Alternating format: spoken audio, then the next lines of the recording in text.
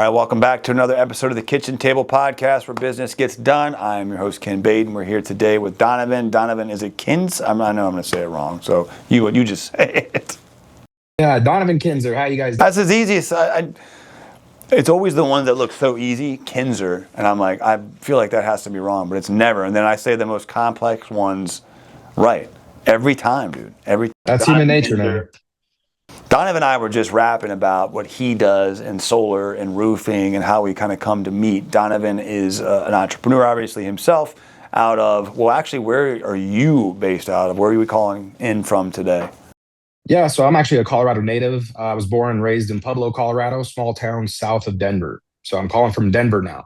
Oh, right on. Okay, so Colorado. The last guest that was on here was also in Colorado. It's weird. So last week's guest, the gentleman that was doing AI. So very cool. We've been big in Colorado, I guess, the last couple of weeks. Donavin and I have been in communication recently, talking to roofing, solar, State of the Union, both, that is.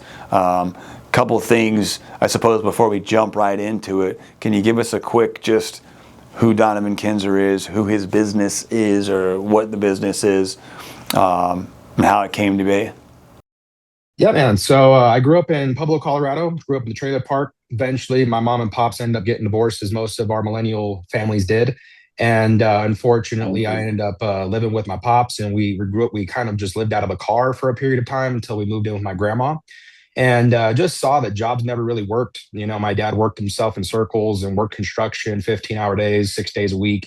Never really got to see my parents, unfortunately. My mom also did construction. So my uncle owned a concrete company, and they were doing about 5 million a year, and they were super successful. And I saw their lifestyle compared to ours. And I lived in the trailer, and they lived in the mansion, and it was just a completely different world. And so for me, I was like, I want to go that entrepreneur route when I grow up. So when I was 8 years old, my teacher asked me what I want to be when I grow up. And I remember I actually posted about it today. I said, I want to be rich. And she goes, no, like, what kind of job do you want to do when you grow up? And I go, I didn't want a job. People with jobs aren't rich. I said, we're not rich at all. My parents both have jobs. Like, they ain't rich at all. And my uncle Paul didn't have a job. He owned a business. And so I saw that. And so as I grew up, I knew I wanted to be in construction. But I didn't really know what that meant. I didn't want to really be in roofing. I sold the roofs for Premier. And then eventually I just didn't really have a whole lot of success with that, just because I didn't really like climbing roofs, to be honest with you. I'm kind of one of those guys that doesn't like heights. And so I went back to what I was doing. Yeah, I went back to what I was doing, which was like retail sales at Verizon. And then eventually I became one of the top producers of Verizon for Diamond Wireless, for cellular sales, and for Go Wireless. I was the top 3 rep, like 2 or 3 years consecutively, and then went to Sleep Number. And then I was the number 2 rep for the entire nation with Sleep Number. I was doing office numbers for personal numbers. And I was slinging the shit out of beds. And I was doing really well at it, but I had a baby on the way and I didn't have a whole lot of time freedom. So the person that I was working with at the time, she's like, why don't you go sell solar? And I was like, the hell is solar? I was like, what? And she's like, like solar panels, like the things that go up on the roof. And I'm like, I don't know what that is. Like, it's not really existent here in Colorado, so I don't really see it anywhere. And she goes, they're like solar panels. They go up on the roof and they produce energy. And then these guys are making like 5, 10, 15 grand a deal. And I was like, well, damn, that beats beating here in the office where we're just looking at the 4 walls talking to each other right now. It was like a down season right now. And I go, how do I get into that? And she goes, just called up the installer that I was working with the other day. We just got solar installed. And I was like, okay. So I called them up, and they didn't have a sales organization that was in-house. They were just an installer. And so I was like, okay, well, who do I work with? And they gave me a phone number for a guy that they actually partnered with. And I went to high school with him, ironically. And it was my buddy Trent Lester. He owned a company called Sonic Solar, and they were a dealer of a company called Auric Energy. And so I went and joined them and knocked doors and sold my own deals, and eventually graduated to sales manager and learned the ins and outs and all of that stuff. And then eventually was managing a team. And then unfortunately, Auric Energy, they just went bankrupt, as solar installers do. And so, unfortunately, Sonic, they kind of had a shift and move, and then they ended up going out of business as well. And so I was kind of during COVID, new baby, had no money. We didn't make any commissions off of the companies going out of business, obviously. And so I was basically homeless. I was living with my buddy Rob down in Pueblo during COVID. And I was just sitting there with a new kid and a new wife, and we were just kind of like looking at the four walls, trying to figure it out. And I'm like, I love solar, and I love this industry, and it pays really well. I just need to go like be my own guy. I was like, I just need to go out there and sell my own deals. And like, that's really what it comes down to. Like, I can sell deals for another installer, and then we could just make all the money. And at the time, I didn't know what red line meant or any of that stuff. And so, like, once I learned those things, I was like, damn, it's like I'm missing out on a ton of opportunity here because I wasn't making the kind of commissions that I was supposed to. I was a brand new guy. So, I was making a fifth of what I should have been making. And then, so once I learned about how to make the other four fifths, I was like, well, damn, that's a lot more money than I was making originally. Right. And so I was already doing well. I was already making a couple six figures, but then I was like, I could have made 5, 6, 700,000, same effort, same work. I could have got paid way more if I would have took on more responsibility. And so that's what I did. And so I opened up my own sales organization, eventually opened up my own solar installer. And then I saw just the back end issues of solar. People weren't servicing their systems. Installers were going out of business left and right. Nobody's helping those homeowners. And so there was this huge dumpster fire where I was like, who's servicing these homeowners? And the answer was nobody. And nobody really cared. You'd hit up your local solar installer and they're like, I don't want to go service somebody else's system. Like, I want to go sell a new system and make 15, 20 grand. Like, I don't want to go service somebody's system for $500, So I started figuring that out. And eventually my company came into fruition, which is Save Our Solar. And we started about 3 years ago. A couple $1 million in top line revenue over the course of the last couple of years. So nothing crazy, but I'm excited about it. And, it's a big market, unfortunately. We're capitalizing on the failure of solar installers. I believe the roofing industry will be the new inception of solar and how they'll absorb that industry. It's just a natural absorption. You're already up there on the roof. And so you might as well double dip the commissions and make the solar commissions as well. It's super simple to sell, but it takes a little bit to understand. And so I think that's why people have hesitation with it. But our program is the Save Our Shingle program. We work with roofing companies directly to teach them about solar and kind of the maintenance side, how to install it, how to look at it, different things where roofers want to get into the industry. And a big focal point of ours is serving 1 million systems by 2030. So the way that we do that is working with roofing companies nationally. We give them our IP, our acquisition of those solar homeowners that we end up purchasing. And then we give that to the roofing companies in those areas that they service to do roof inspections. Big reason why is because when you bolt into shingles, as you know, Kenny, that shingle is now compromised. And so that entire roof system is now no warranty available. The roofer that did it, they're not going to stand behind it. And the manufacturer behind the shingle is not going to stand behind it. So every single one of those systems are compromised now. There's a couple exceptions to the rule. If you have like OC has a specific certification you can get but anyhow, more often than not, you're right. Yeah. And homeowners aren't aware of that either. They weren't instructed on that. They don't know to look for that or anything. Well, you're not going to get sold on that either, right? The solar installers or the solar sales guy is not going to be like, hey, once I bolt this into your roof's not going to have any kind of warranty, right? So they're not going to sell on that.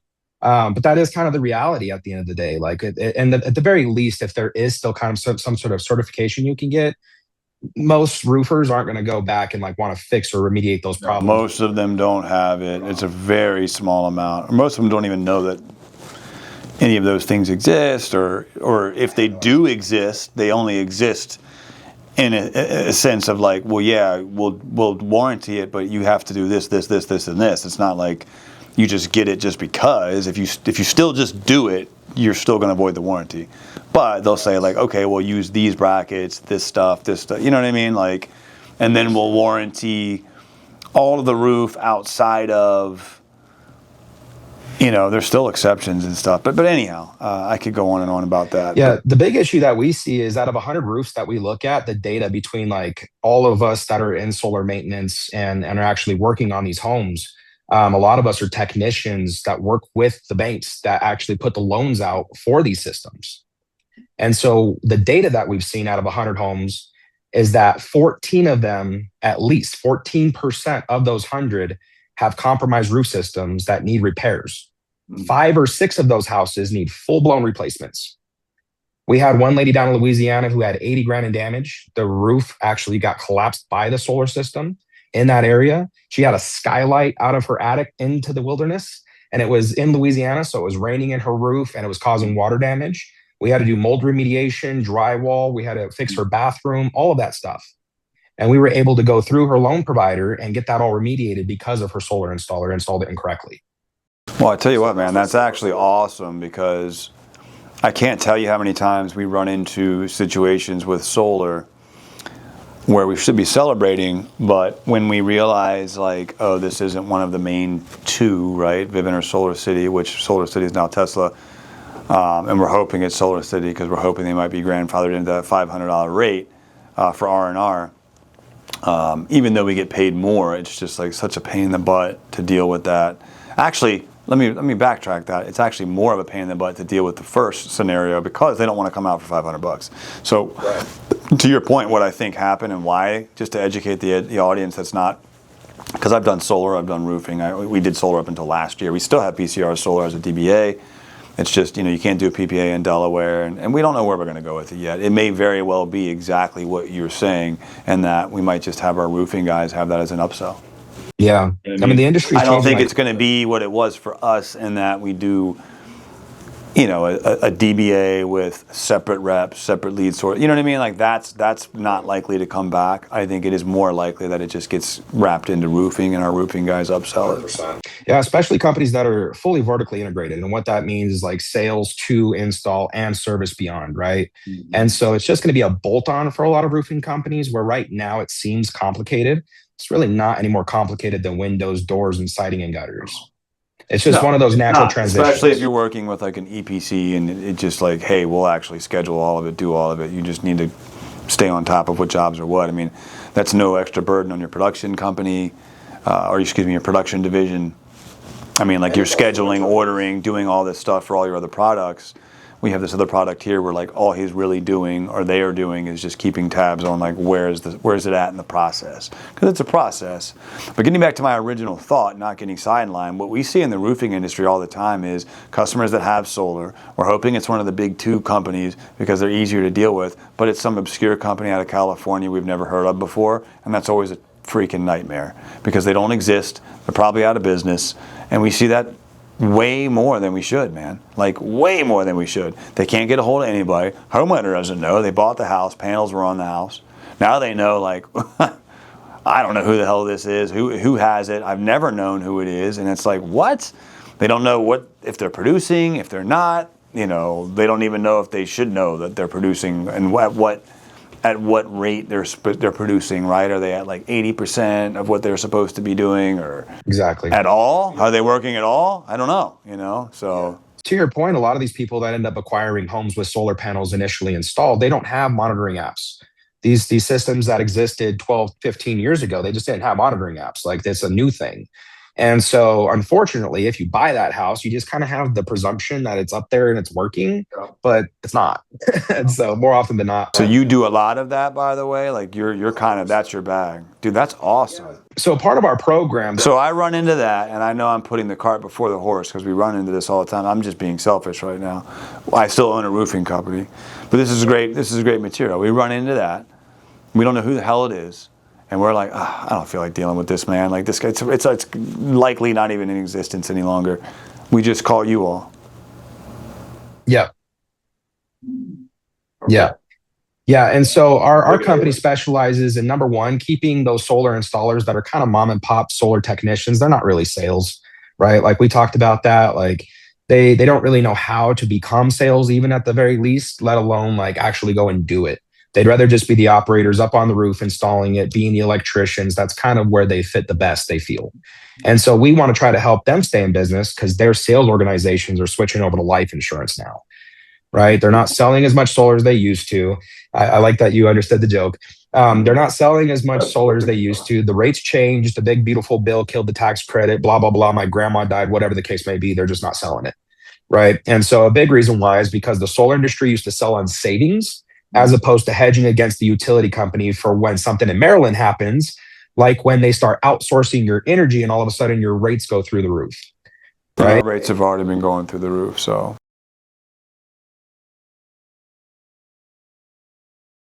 Yeah, and there have been people throwing a fit about it. Now, we have another scenario where selfishly I bring this up. And I bring this up cautiously because I have a lot of roofers that listen to the show, but you know what? I'm okay with it. Just make sure you come to us first. R&R is really hard to find, meaning as a roofer, we have plenty of EPCs and we work with an EPC, but they don't want to do, to your point, R&R work. They don't want to do it. They don't want to touch someone else's. They don't want to add on to someone else's. They want to focus on installing new business. That's it. They want to touch their stuff, only their stuff, and they won't do R&R work. And what I mean by that is the scenario we just talked about. We run into a home, perhaps we sell a roof, it's got solar panels on it, it's got to come off to go back up for us to do the roof. Now, the process for doing that, if we don't have the same company, or even if we do have that company in existence and they're grandfathered in at 500 and that company's like, dude, I'm not coming out there for $500. That's not what they're going to say, but that's how they're going to act. And they'll say, you know what? We'll go ahead and sign something that says if they're certified, or they might not even care. Like, fine, go ahead and use a third party. We're good with that because we're not going to go lose money coming out and R&Ring that project. So, yeah, oftentimes you'll see that on leases, right? Like where you don't necessarily have a service department at these lease companies, but also you're not allowed to touch their systems unless the roof is damaged. Then they don't want anything to do with it. You can go ahead and do all that you want, right? As long as you pay for it. Yeah, and that's awfully convenient. But anyhow, yeah, I mean, that's the thing that really I thought was very scummy. And when I saw the industry go from, you couldn't get my grandmother's house to have solar on it, and the roof was fine. It was just like 15 years old. Yeah. And then 10 years later, they figure out like, well, forget this $500 grandfathered rate to do an R&R and be real strict about the roof that we put it on, so we don't have to do many of these. We can put it on any roof and charge for it. So when it fails, and it will because the roof is janky and we're putting it up here, which we have no business putting it up here, but they would never admit to this, but that's what happened. Like all of a sudden, the threshold for, or the measurable for what was a good roof to put solar on went way down. They charged to fix that or do the R&R way more. So it's like the probability that it happens goes way up, but all that means for them is they make more money. And oh, by the way, no one else can touch it or we void your warranty. But that kind of bit them in the butt. The unfortunate reality about it too is that you don't have a whole lot of guys that are in solar, especially on the subcontracted like labor side, that actually know roof systems. So they're just drilling into anywhere, putting holes into anything. You know what I mean? And so then the homeowner's like, you just messed up my roof, but I can't get a hold of the solar guy. So who's going to fix my solar issues? And now my roofer doesn't want to do it because you put holes in my new roof. Donavin, you're in all 50 states? I can be. So with our network of partners, I'm trying to grow to 50 states. Right now, I would say in Sunbelt states is where we're dominant. In New York, New Jersey, I'm working on those markets. Maryland and Delaware? Maryland and Delaware doesn't have a ton of solar, but Maryland is a little bit more heavy. So some of these markets that are a little bit more in the north, I'm starting to kind of like make partnerships with people like yourself and stuff. Sure. But yeah, we're starting to expand gradually. We're really strong in Florida, Texas, Colorado, Arizona, Nevada, Utah, New Mexico, Hawaii. Lots and lots of solar. Yeah. Lots of solar. Yeah. And I'm saying like 15 of those states account for like 90% of the solar industry. So nationally, you're looking at about 5 million systems installed totally in America. It's about a 6% saturation rate. We're actually regressing a little bit with roofers like you've talked to. I'm sure that some of these homeowners don't want it back on their roof. No. So the systems that got installed, they're just getting ripped off and just tossed away. Part of my company, I have a nonprofit organization that my brother, he's a Green Beret. We're putting together a nonprofit organization called Volts for Vets. And we're going to take those systems that people don't want installed anymore, and we're going to donate those to veterans in need. There's about 18 million veterans nationally that are homeowners, and about half of them can't pay their electric bills. Wow. Yeah. Wow, that's dope, man. Vets for Volts. That's awesome, dude. Yeah, Volts for Vets. Volts for Vets. Someone needs your services in the roofing industry. They need an R&R guy. They need somebody to take over an abandoned system. How would they go about getting a hold of you? So they can contact me via website, phone number, www.saveoursolarclub.com. And then my email is sos@saveoursolarclub.com. So SOS, Save Our Souls. right? And I'm always on Facebook. So if you guys are on Facebook, that's where you'll find me most probably. You just made a post, man. I'm going to wrap up with this. I want to make sure that we put that saveoursolar.com. Save Our Solar Club.